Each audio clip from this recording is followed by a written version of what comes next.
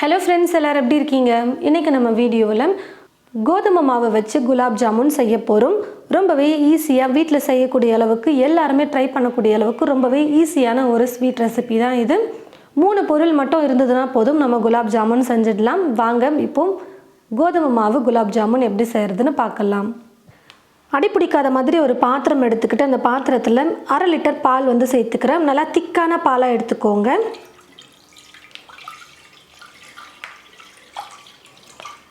பாலில் கொஞ்சம் கூட தண்ணியெல்லாம் சேர்க்கக்கூடாது. நல்லா திக்கான பாலாக சேர்த்துக்கிட்டு நம்ம ஸ்டவ்வை பற்ற வச்சுக்கிட்டு பாலை காய வச்சுக்கலாம். கொஞ்சம் பால் லைட்டாக காஞ்சதுக்கு அப்புறமா ஸ்டவ்வை குறைச்சி வச்சுக்கோங்க. மீடியம் ஃப்ளேமில் வச்சுக்கிட்டே குக் பண்ணிக்கலாம். ஏன்னா நம்ம தண்ணி சேர்க்காமல் பால் சேர்த்துருக்கிறதுனால அடி பிடிக்கும். அப்பப்போ கரண்டி வச்சு கலந்து கொடுத்துக்கிட்டே இருங்க, அடி பிடிக்காத மாதிரி. நல்லா கொஞ்சம் பாதி அளவுக்கு பால் குறைஞ்சி வர வரைக்கும் நம்ம குக் பண்ணிக்கலாம். பாருங்கள் ஃப்ரெண்ட்ஸ், பால் எந்த அளவுக்கு அதிகமாக இருந்தது, இப்போ நல்லா குக்காகி நல்லா கெட்டியான பதத்துக்கு வந்துருச்சு. இப்போ நம்ம ஸ்டவ் ஆஃப் பண்ணிக்கிட்டால் கரெக்டாக இருக்கும். நல்லா கெட்டியாக வந்துருச்சு பாருங்கள். நல்லா திக்காக குக் ஆகிட்டு வந்திருக்கு. நல்லா சூடாகட்டும். கையில் இந்த பாலை தொடுற அளவுக்கு சூடு குறையட்டும். ஸ்டவ்வை பற்ற வச்சுக்கிட்டு ஸ்டவ் மேலே ஒரு கடாய் வச்சுருக்கேன். கடாய் நல்லா சூடு ஏறினதும் நெய் சேர்த்துக்கிறேன். நல்லா இந்த மாதிரி ஸ்பூன் ஃபுல்லாக 2 ஸ்பூன் அளவுக்கு நெய் சேர்த்துக்கிறேன். நெய் நல்லா உருகுனதுக்கப்புறமா 1 கப் அளவுக்கு கோதுமை மாவு எடுத்து வச்சுருக்கேன். இப்போ இந்த கோதுமை மாவை சேர்த்துட்டு ஸ்டவ்வை மீடியம் ஃப்ளேமில் இல்லை லோ ஃப்ளேமில் வச்சுக்கிட்டே நம்ம நல்லா வறுத்துக்கணும். மாவு தீஞ்சு போகக்கூடாது, அதனால் தீ ஃபுல்லாக வச்சுட்டு நம்ம வறுக்கக்கூடாது. கொஞ்சம் லோ ஃப்ளேமில் இல்லை மீடியம் ஃப்ளேமில் மாற்றி வச்சுட்டு நீங்கள் வறுத்துக்கிட்டிங்கன்னா கரெக்டாக இருக்கும். ஒரு 3லேருந்து 4 நிமிஷம் வரைக்கும் வறுக்கணும். மாவுடைய பச்சை மணம் போகணும், அதே சமயம் தீயாமல் இருக்கணும். பார்த்து குக் பண்ணிக்கோங்க.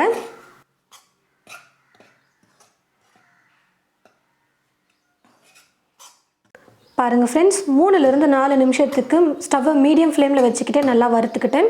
இப்போ நான் ஸ்டவ் ஆஃப் பண்ணிடுறேன். கோதுமை மாவு நல்லா வறுபட்டு வந்துருச்சு.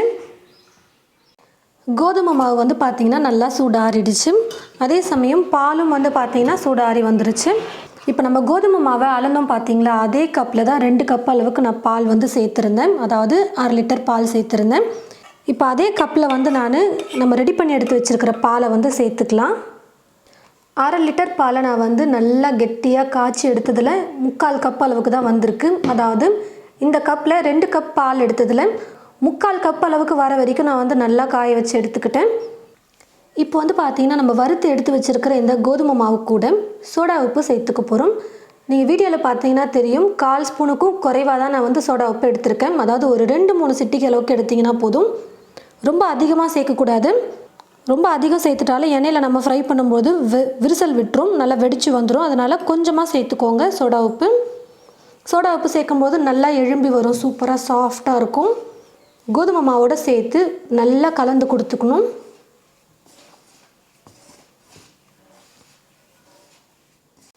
சோடா உப்பை நல்லா கலந்து கொடுத்ததுக்கப்புறமா நம்ம ரெடி பண்ணி எடுத்து வச்சுருக்கிற இந்த பாலை சேர்த்துக்கலாம்.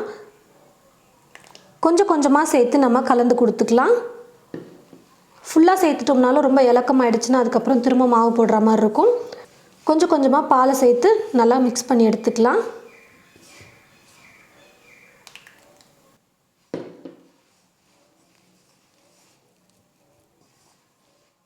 கரெக்டாக நான் எடுத்திருந்த 3/4 கப் பாலுமே கரெக்டாக சரியாக போச்சு பாருங்கள். கையில் எடுத்து விரிசல் இல்லாமல் உருட்டுற பதத்துக்கு நமக்கு மாவு கிடச்சிருச்சு. ரொம்ப இலக்கமாகவும் இருக்கக்கூடாது, ரொம்ப கெட்டியாகவும் இருக்கக்கூடாது. கரெக்டான கன்சிஸ்டன்சியில் இருக்குது. நல்லா சாஃப்டாக நம்ம விரிசல் இல்லாமல் உருட்டுறதுக்கு மாவு கரெக்டான பதத்தில் இருக்குது. இப்போ மாவு அப்படியே நம்ம ஒரு பிளேட் போட்டு மூடி வச்சிடலாம். சர்க்கரை பாகு ரெடி பண்ணுற வரைக்கும் அப்படியே உருட்டும் மாவு. இப்போது ஜீரா ரெடி பண்ணுறதுக்கு ஒரு பாத்திரம் எடுத்து வச்சுருக்கேன். கொஞ்சம் அகலமான பாத்திரமாகவே எடுத்துக்கிட்டேன். இந்த பாத்திரத்தில் 1/2 கப் அளவுக்கு நான் சர்க்கரையை சேர்த்துக்க போகிறேன். நீங்கள் எல்லா பொருளையும் ஒரே கப்பில் அளந்து எடுத்துக்கிட்டிங்கன்னா கரெக்டாக இருக்கும். இப்போ 1/2 கப் அளவுக்கு தண்ணி சேர்த்துக்கிறேன். தண்ணி சர்க்கரையெல்லாம் சேர்த்ததுக்கப்புறமா ஸ்டவ்வை பற்ற வச்சுக்கிட்டு சர்க்கரையை நல்லா கரைச்சி எடுத்துக்கலாம். குலாப் ஜாமுனுக்கு பார்த்திங்கன்னா கம்பி பதம்லாம் வரக்கூடாது. கையில் பாகை எடுத்து இப்படி தொடும்பொழுது நல்லா ஒரு ஸ்டிக்கியான ஒரு கன்சிஸ்டன்சிக்கு வரணும். அதாவது பிசு பிசுன்னு ஒட்டுற மாதிரி ஒரு கன்சிஸ்டன்சிக்கு வரணும். அப்படி வந்ததுமே நம்ம ஸ்டவ் ஆஃப் பண்ணிக்கிட்டால் போதும். எப்போவுமே ஜாமுன் செய்யணும் அப்படின்னு நினச்சிங்கனாலே இந்த பதம் தான் நீங்கள் எடுக்கணுமே ஜீரா வந்து ரெடி பண்ணுறதுக்கு.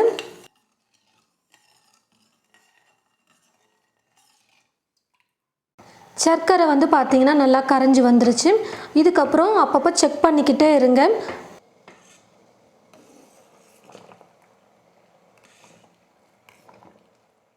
இப்போ வந்து பார்த்திங்கன்னா பாகு அந்த கன்சிஸ்டன்சிக்கு கரெக்டாக வந்துருச்சு.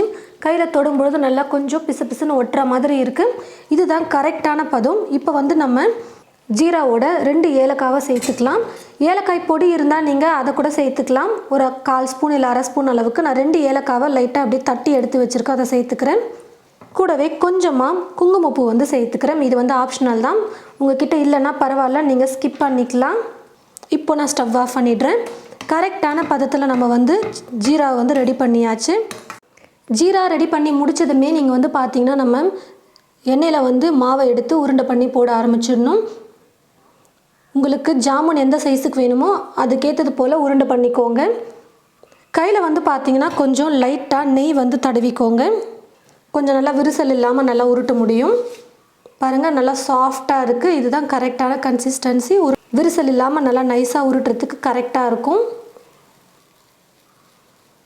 இப்படி நல்லா குண்டு குண்டாக நைஸாக விரிசலே இல்லாமல் உருட்டி ஒரு பிளேட்டில் எடுத்து வச்சுக்கலாம். எண்ணெயில் ஃப்ரை பண்ணுறதுக்கு ரொம்ப ஈஸியாக இருக்கும். கடாயில் எண்ணெய் ஊற்றி வச்சுட்டு எண்ணெய் வந்து பார்த்திங்கன்னா ஓரளவுக்கு தான் காஞ்சிருக்கணும். பாருங்கள், உருண்டைகளை எண்ணெயில் போடும்பொழுது லைட்டாக தான் இந்த மாதிரி பபிள்ஸ் வரணும். இதுதான் கரெக்டான பதம்.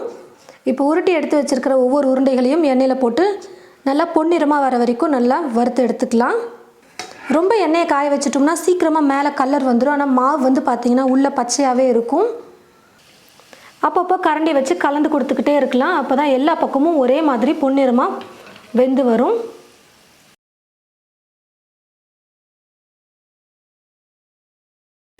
நல்லா இந்த மாதிரி கலர் மாறி வந்ததுக்கப்புறமா நம்ம எடுத்துக்கலாம். இந்த மாதிரி ஒரு வடிகரண்டி யூஸ் பண்ணிக்கிட்டோம்னா இருக்கிற எக்ஸ்ட்ரா எண்ணெயும் நல்லா வடிஞ்சு வந்துடும். இதே போல் மீதி இருக்கிற எல்லா உருண்டைகளையும் எண்ணெயில் போட்டு நம்ம ஃப்ரை பண்ணி எடுத்துக்கலாம். நம்ம எண்ணெயிலேருந்து எடுத்ததுமே இந்த உருண்டைகளை ஜீராவில் வந்து போட்டுக்கலாம்.